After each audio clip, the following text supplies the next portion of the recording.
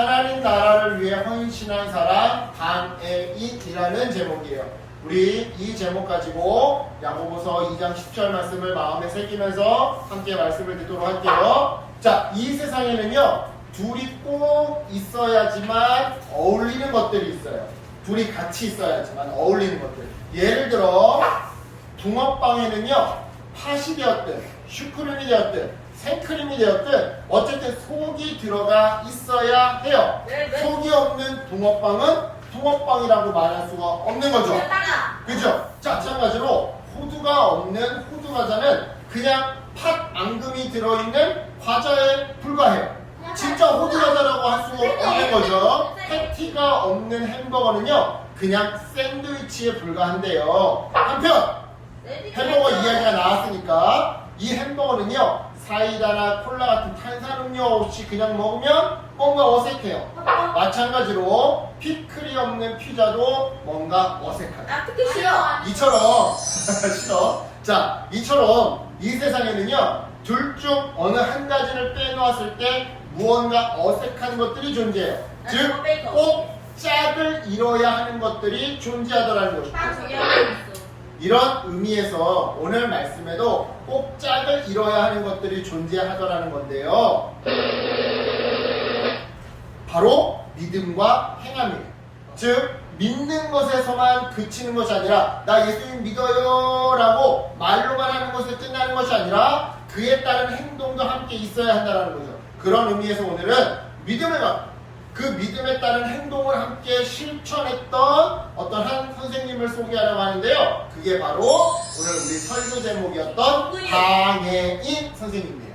그럼 우리 방해인 선생님이 어떻게 평생을 살아가셨는지 우리 이야기 속으로 들어가 볼게요. 방해인 선생님은요 부유한 집에서 태어나서 부족함 없이 풍족하게 살았더랬어요.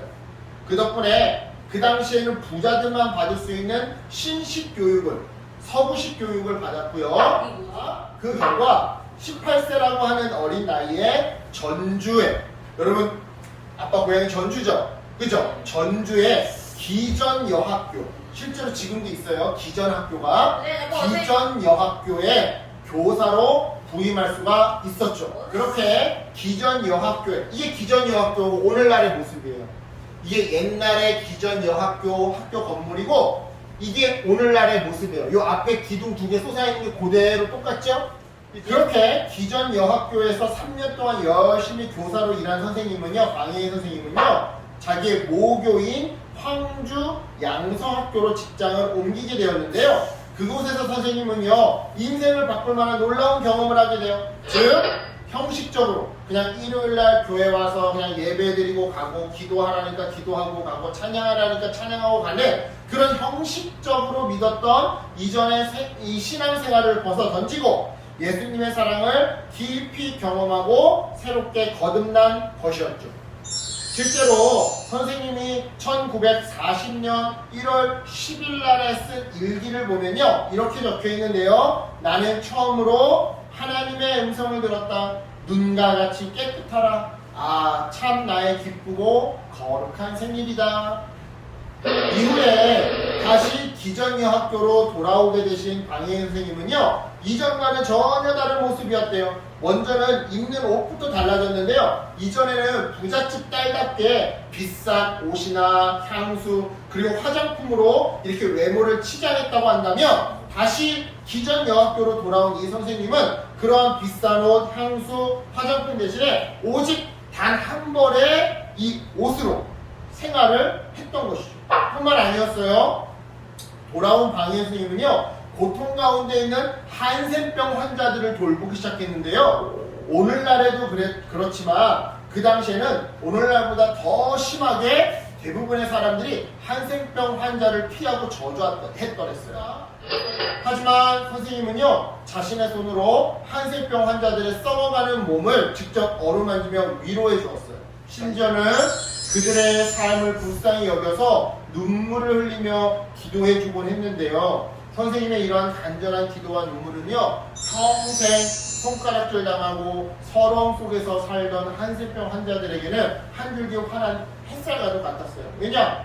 다시 얘기하지만 모든 사람들이 손가락질할 때 이 방해인 선생님만큼은 그들의 편이 되어 주었으니까 말이죠. 또한 선생님은요, 부모를 잃어버리고 거리에서 떠돌던 어린이들을, 고아들을 불쌍하게 여긴 나머지 그들을 돌봐주기까지 했는데요.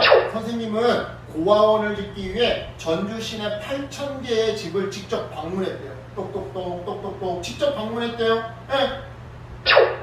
한 푼씩 두 푼씩 직접 후원금을 모으기 위해서, 받기 위해서 말이죠.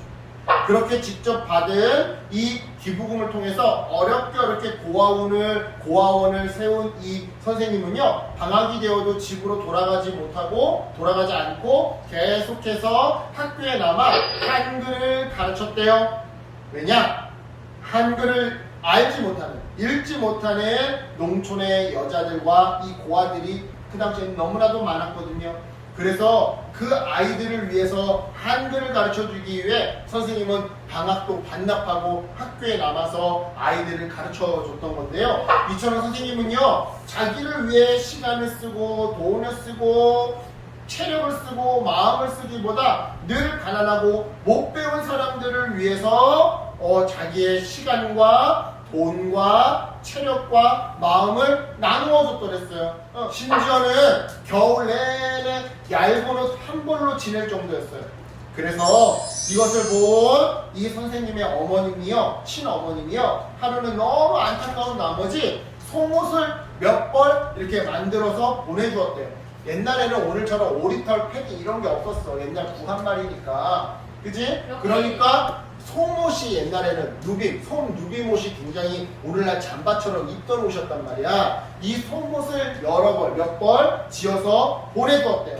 그런데 세상에 방해인 선생님은 자기 어머니가 지어주신 그 속옷들을 길거리 거지들에게 모두 나눠줬다라는 거 아니겠어요? 심지어는 홈스로 집을 잃어버린 사람들이 추위에 떨자 자기의 귀중품을 팔아서, 자기의 핸드폰을 팔아서, 자기의 막 목걸이, 그러니까 오늘날로 얘기하자면 자기의 시계를 팔아서, 핸드폰을 팔아서, 컴퓨터를 팔아서, 오락기를 팔아서, 귀걸이를 팔아서, 금은 반지 막 이런 거를 팔아서 이 가난한 사람들을 위해 방을 얻어주기까지 했다라는 거예요. 응, 자기랑 피 한 방울 안 섞인 사람.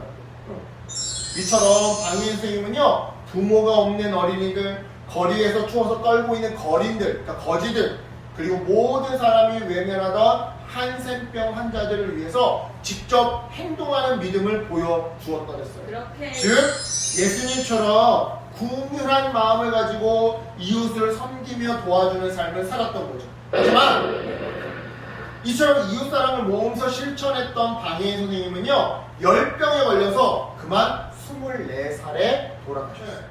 그리고 이처럼 방해인 선생님이 돌아가시자 전주 시내는요, 눈물바다가 되었죠. 그렇다면 우리 이쯤에서 우리를 한번 돌아봤으면 좋겠어요. 방금 들은 방해인 선생님의 삶은요, 행함이 있는 온전한 믿음의 삶이었고요, 그 삶을 통해서 하나님 나라가 이 땅 가운데 확장되어 갔어요. 그렇다면 우리는 어떻게 해야 이 방해인 선생님처럼 행함이 있는 온전한 믿음으로 하나님 나라를 위해 일평생 헌신하며 살아갈 수 있을까요? 먼저 첫 번째로 우리 삶의 중심에 예수님을 모셔야 해요. 예수님을 삶의 중심에 모신다라는 것의 의미는요, 우리의 삶 속에 늘 예수님을 생각하며 스스로 질문해 본다라는 것을 의미해요. 쉽게 말해 순간순간마다 예수님이라면 어떻게 하셨을까라고 스스로 질문을 던져보는 거죠. 자, 형이 때렸어요. 그래서 또 한 대 쥐어먹고 싶은데, 예수님이라면 어떻게 하셨을까? 동생이 먹을 것 좀 같이 먹자고 나눠 먹자고 했어요. 그럴 때 어진이는 예수님이라면 싫어! 막 하고 싶을 때도 예수님이라면 어떻게 하셨어요? 친구들이 다른 친구를 막 괴롭혀요. 그럴 때 그냥 모른 척하고 넘어갈까? 아니면 이때 예수님이라면 어떻게 하셨을까? 이렇게 고민해보는 게 바로 예수님을 내 마음의 중심에 모시며 살아가는 방법이에요. 왜냐? 이렇게 질문할 때 성령 하나님이 예수님의 생각을 우리 안에 생각나게 해주시고 또 예수님의 선택을 우리도 따라할 수 있도록 도와주시거든요. 이 부분에 있어서 성경을 보면요, 예수님은 말로만 살아가신 것이 아니었어요. 형제님 서로 사랑하세요. 저도 형제님을 사랑합니다. 말로만 예수님을 사랑하신 게 아니었어요. 몸으로 직접 보여주시면서 사랑을 실천하셨더랬죠. 또한 예수님은요, 가난하고 소외되고 어려움을 겪는 사람들을 불쌍히 여기사 자비를 베풀어 주셨는데요, 방예인 선생님은요, 이러한 예수님을 자기의 삶의 중심에 모셨어요. 그래서 예수님처럼 하나님 나라를 위해 헌신하며 살아갈 수 있었던 거죠. 이어서 두 번째로 말씀을 직접 실천해야 해요. 여러분, 만약 헐벗고 먹을 것도 없는 사람을 만나게 되면, 길거리에서 노숙자를 만나게 되면 어떻게 해야 될까요? 오늘 말씀에서는 그런 사람들에게 어서 가서 몸을 따뜻하게 하세요, 뭐라도 좀 잘 좀 챙겨 드세요 라고 말만 하지 말라고 해요. 한 발 더 나아가서 실제로 그 사람들에게 옷을 벗어주거나 약을 사주거나 먹을 것을 사주라고 말하죠. 즉 행동까지 하라고 말하더라는 것이죠. 실제로 오늘 우리 본문인 야고보서에서 예수님은요, 야고보를 통해 뭐라고 말씀하셨냐? 행함이었으면 죽은 믿음이래요. 아무리 여러분이 교회를 다녀도 이웃을 사랑하지 않는, 그 이웃을 사랑하는 행함이 없으면 죽은 믿음이라는 거예요. 교회 와서 막 억지로 막 예배 드려.